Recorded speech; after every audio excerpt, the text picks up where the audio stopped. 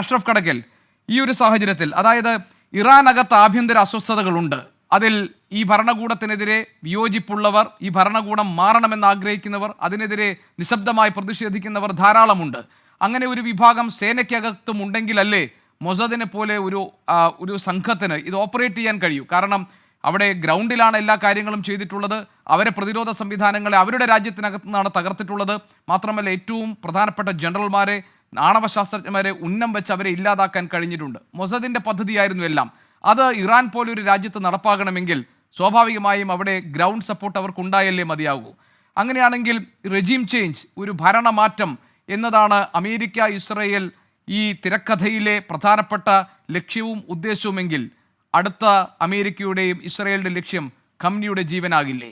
അതിലേക്ക് കാര്യങ്ങൾ എത്തുമോ? എത്താനുള്ള സാധ്യതകളുണ്ടോ?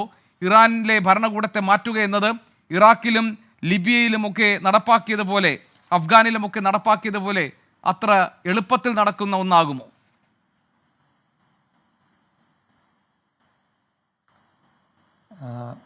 അലി ഖാംനയിയെ വധിച്ചതുകൊണ്ട് ഇറാനിലെ നിലവിലുള്ള സംവിധാനത്തിന് പ്രത്യേകിച്ചൊരു മാറ്റവും വരാൻ പോകുന്നില്ല. കാരണം അലി ഖാംനയി ഖുമൈനിയുടെ ഇസ്ലാമിക് ഗവൺമെന്റ് എന്ന അദ്ദേഹത്തിന്റെ ഒരു തിസിസ് ഉണ്ട്. ആ തിസിസാണ് മുസ്ലിം ലോകത്ത് ആദ്യമായി ഒരു പുതിയ പൊളിറ്റിക്കൽ പ്രിൻസിപ്പിൾ അവതരിപ്പിച്ചത്. അതായത് ഒരു സ്പിരിച്വൽ ലീഡർ ആയിരിക്കും ടെമ്പറൽ ആൻഡ് സ്പിരിച്വൽ ഹെഡായി, സ്റ്റേറ്റിന്റെ ഹെഡായിട്ട് വരുന്നത്. അദ്ദേഹം ദൈനംദിന കാര്യങ്ങളിൽ ഇടപെടില്ല.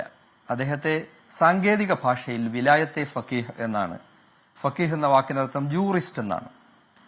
ഒരു ജൂറിസ്റ്റിന്റെ ഭരണം എന്ന് വേണമെങ്കിൽ നമുക്കതിനെ വ്യാഖ്യാനിക്കാം. പക്ഷേ ആ ഭരണം എന്നത് ഒരു ഉപദേശകന്റെ റോളാണ്. വിലായത്തെ ഫക്കീഹിന്റെ റോള് അത് ആയത്തുള്ള ഖുമൈനി ആയാലും അലി ഖാംനയി ആയാലും അതൊരു ഉപദേശകന്റെ റോളാണ്. അതേസമയം ജുഡീഷ്യറി, എക്സിക്യൂട്ടീവ്, ഇതെല്ലാം തന്നെ പാർലമെന്റ്, ഇതെല്ലാം കൃത്യമായി അതത് മേഖലകളിലെ എല്ലാ അർത്ഥത്തിലുള്ള ജനാധിപത്യ സ്വഭാവത്തോടെ ഡെമോക്രാറ്റിക് ഫീച്ചേഴ്സ് ഉള്ള സംവിധാനങ്ങളാണ്. ഇപ്പൊ നിലവിൽ ഇറാനിലെ പ്രസിഡന്റ്, അദ്ദേഹത്തിന്റെ നേതൃത്വത്തിലുള്ള ഭരണ സംവിധാനമാണ് എല്ലാ കാര്യങ്ങളും നിർണയിക്കുന്നത്. ഇതിൽ അവസാനമായി ഖാംനയിയുടെ ഉപദേശം സ്വീകരിക്കുമെന്ന് മാത്രം. അതേസമയം ഖാംനയി എന്നത് ഇറാനികളുടെ, പ്രത്യേകിച്ചും വിപ്ലവത്തിന് ശേഷം 79 വിപ്ലവത്തിന് ശേഷം ഇറാനിലെ സാധാരണക്കാരുടെ ഇടയിലും ജനങ്ങൾക്കിടയിലും ഒരു സ്പിരിച്വൽ ഹെഡ് എന്നുള്ള നിലയ്ക്കുള്ള ആദരവും ബഹുമാനവും റെസ്പെക്റ്റും എല്ലാം അവരുടെ മനസ്സിൽ സൂക്ഷിക്കുന്നുണ്ട്. ആ ഒരു ലീഡറെ തകർക്കുന്നതോടുകൂടി എൻറ്റയർ ഇറാനിയൻ ജനതയെ ഷോക്ക് ചെയ്യുക, അവരെ ഒന്ന് മാനസികമായി തകർക്കുക, അവരുടെ മൊറയിൽ തകർക്കുക, അത് മാത്രമേ അലി ഖാംനയിയെ ഇല്ലായ്മ ചെയ്യുന്നത് കൊണ്ട് അമേരിക്കയ്ക്കോ ഇസ്രായേലിനോ സാധിക്കുകയുള്ളൂ. അതേസമയം അവിടെയുള്ള റെജീം അഥവാ ഈ മാറി മാറി വരുന്ന ഭരണ സംവിധാനത്തിന്, അത് പാർലമെന്റ് ആയാലും അതിന് താഴോട്ടുള്ള ലോക്കൽ ബോഡീസിന്റെ സംവിധാനങ്ങളിലായാലും പൂർണ്ണമായും ജനാധിപത്യ മാതൃകയിലുള്ള ഇലക്ഷനിലാണ്. സ്ഥാനാർത്ഥിയെ നിർണയിക്കുമ്പോഴാണ് അലി ഖാംനയുടെ കീഴിലുള്ള അഥവാ ഈ സുപ്രീം ലീഡറുടെ കീഴിലുള്ള ഗാർഡിയൻ കൗൺസിൽ ഇടപെടുന്നത്. സ്ഥാനാർത്ഥിയെ ചിലപ്പോൾ അവർക്ക് ഡിസ്ക്വാളിഫൈ ചെയ്യാൻ കഴിയും. ആ ഭരണകൂടത്തിന്റെ പ്രതിനിധികളായി വരുന്ന ആളുകളുടെ കൂട്ടത്തില് മോഡറേറ്റും ഉണ്ട്, കുറച്ച് എക്സ്ട്രീം നിലപാടുകളും ഉണ്ട്. ഇപ്പൊ നമ്മൾ നേരത്തെ ഉണ്ടായിരുന്ന റഫ്സൻജാനി വളരെ മോഡറേറ്റ് ആയിട്ടുള്ള ഒരു പ്രസിഡന്റ് ആയിരുന്നു. ഖാത്തമി, അദ്ദേഹമാണ് സിവിലൈസേഷൻസ് തമ്മിലുള്ള സൗഹൃദത്തെ സംബന്ധിച്ച് തിസിസ് അവതരിപ്പിച്ചത്. അപ്പോ അതേസമയം നജാദി വളരെ എക്സ്ട്രീം നിലപാടുള്ള ആളാണ്.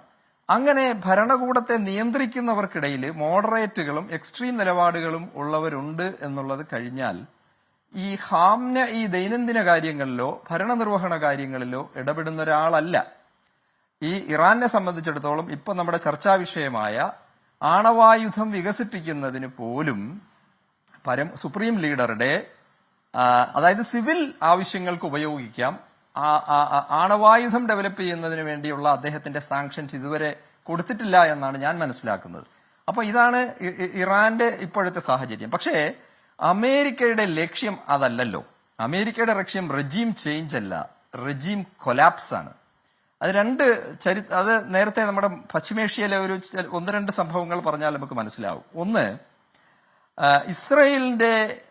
ഇസ്രയേലിന് ഏറ്റവും അധികം ഭീഷണിയാണ് എന്ന് കരുതിയത്, നേരത്തെ ആറ്റോമിക് വെപ്പൺസ് ഡെവലപ്പ് ചെയ്യാൻ ശ്രമിച്ചതും സദ്ദാം ഹുസൈന്റെ ഇറാഖാണ്. സദ്ദാം ഹുസൈന്റെ ഇറാഖ് അവിടുത്തെ സംവിധാനം എന്ന് പറഞ്ഞാല് സമ്പൂർണമായും പ്രസിഡന്റിന്റെ നിയന്ത്രണത്തിലാണ്. അദ്ദേഹം മിലിറ്ററി ചീഫായിരുന്നു, മിലിറ്ററി ജനറൽ ആയിരുന്നു. അദ്ദേഹത്തെ ഇല്ലായ്മ ചെയ്യുന്നതോടുകൂടി അവിടുത്തെ സിസ്റ്റം ഒരു റെജീം ചേഞ്ച് ഉണ്ടാക്കാൻ സാധിക്കും. ഇറാനില് ആയത്തുള്ള ഖുമൈനിയെ ഇല്ലായ്മ ചെയ്യുന്നത് കൊണ്ട് അവരുദ്ദേശിക്കുന്നത് ഒരു റെജീം ചേഞ്ച് അല്ല. ഇപ്പോഴത്തെ പ്ലാൻ എന്ന് പറയുന്നത് ഒരു റെജീം കൊലാപ്സ് ആണ്, ഒരു കാവോട്ടിക് സിറ്റുവേഷൻ. ഇറാൻ പൂർണ്ണമായും, അത് ഇറാഖിൽ അവർ സാധിച്ചു.